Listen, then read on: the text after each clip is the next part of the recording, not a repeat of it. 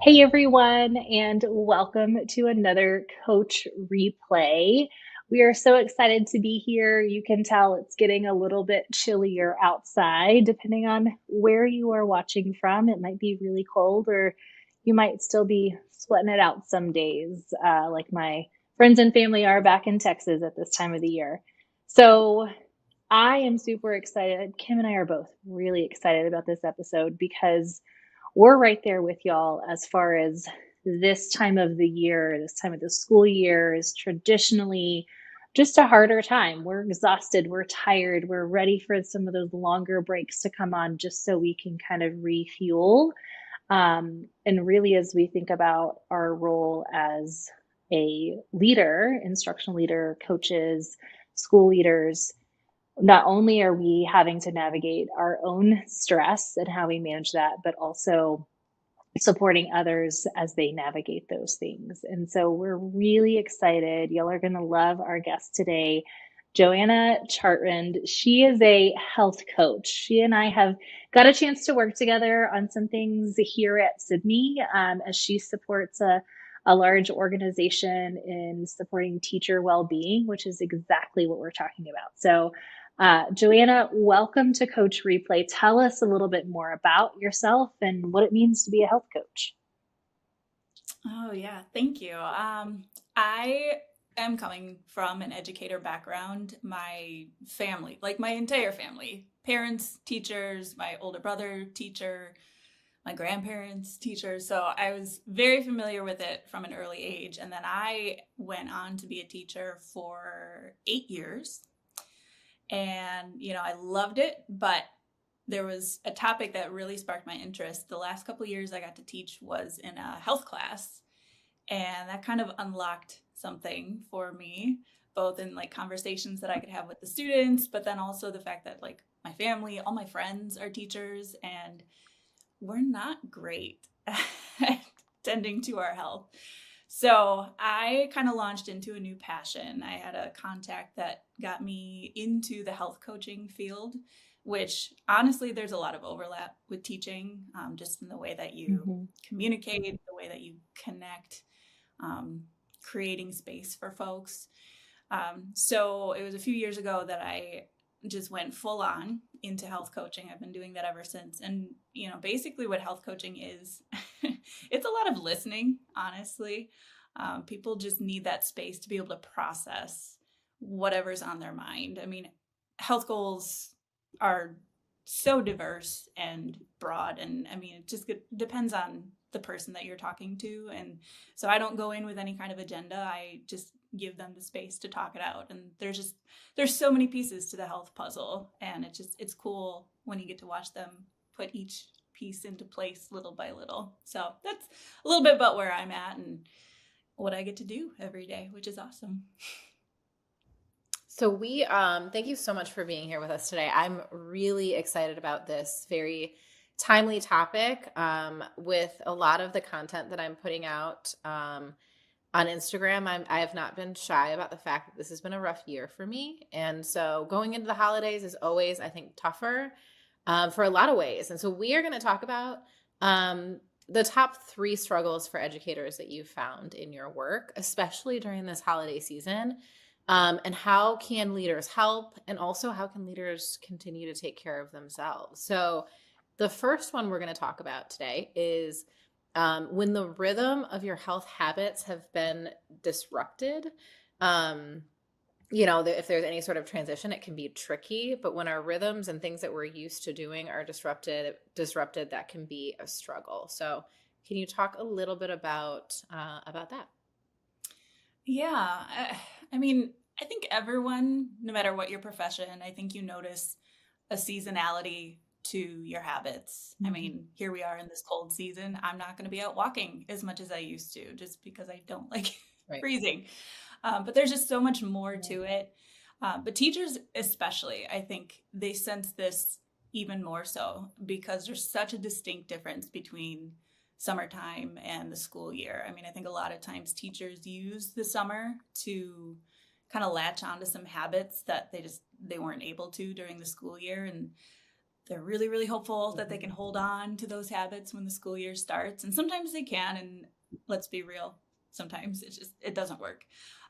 So when that first few months hits, you start to notice your habits waning or shifting or morphing. But then, especially this time of year, there's so much more on everyone's mind. There's so much more at stake coming up.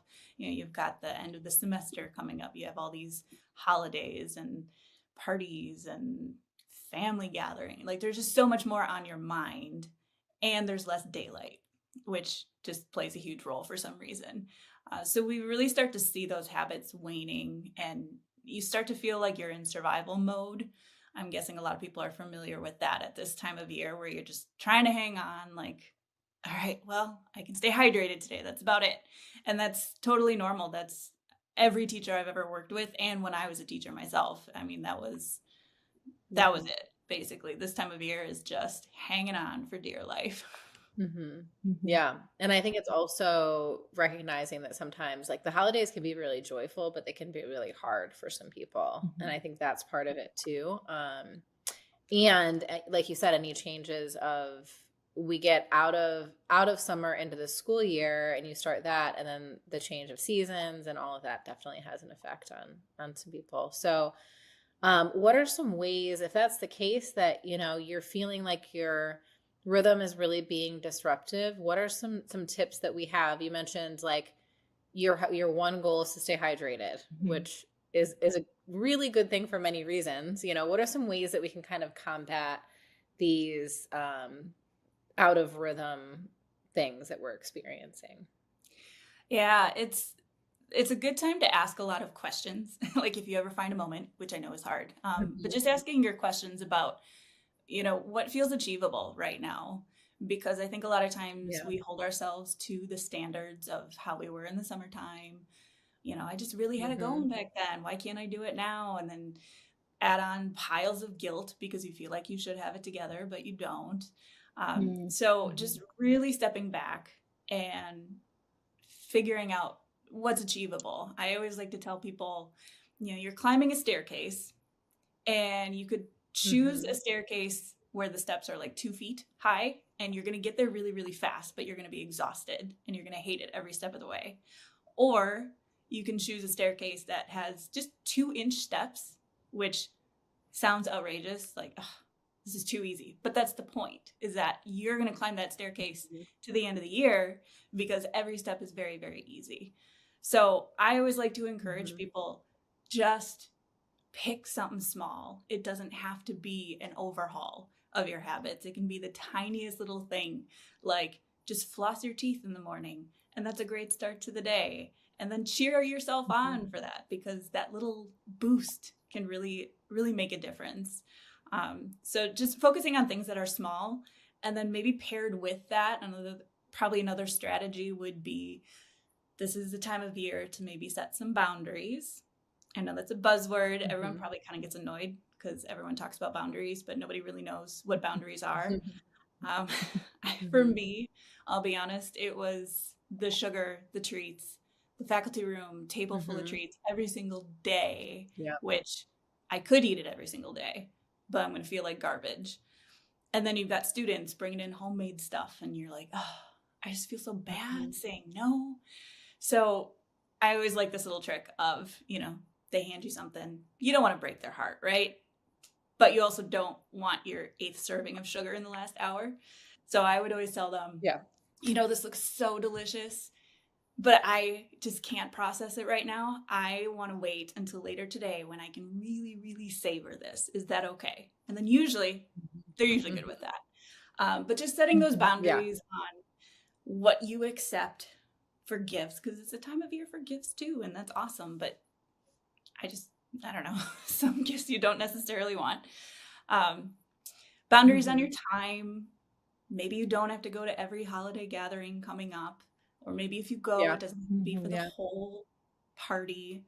And I know I'm saying all of this and I make it sound really easy. I know it's not, which is why my third strategy is, and I'm going to come back to this over and over and over again, but practice self-compassion.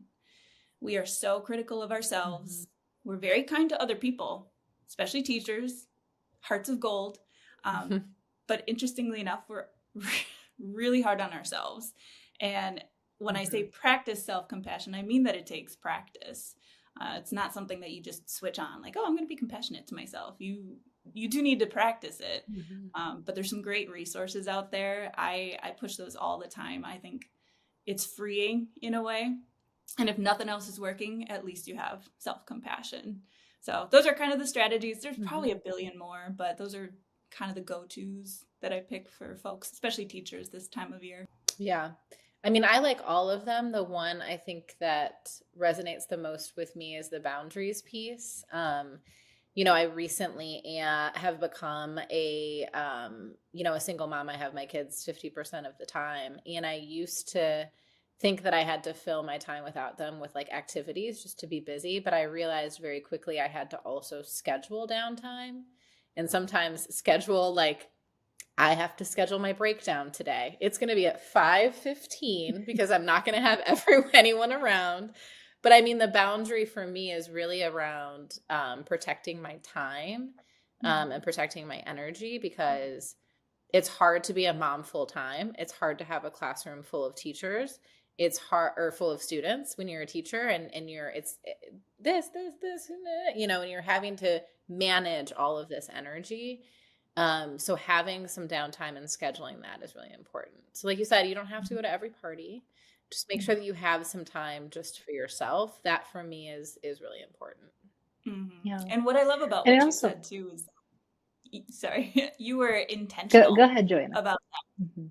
Yeah, you were intentional about scheduling it. You knew you needed to feel those feelings, and we all do. A lot of times we try to just shut them down, but you were intentional. Yeah. Doesn't work. They come out. Yep. Yeah. Give them the space. Yeah. Well, and I think about, like, not only for our teachers, but also as we support our teachers as school leaders, being able to help them sometimes, because it is hard to not only acknowledge that I need to just kind of strip things down and make it small and easy is okay. Like, it's not like a cop out for anything, but also if I sense that a teacher isn't doing that and they're overwhelmingly overloading themselves, like, being the person to say, I think we need to take some stuff off of our plate. What can you take off? Or what's something that you need to do in this moment? Like, I love the example of hydrating.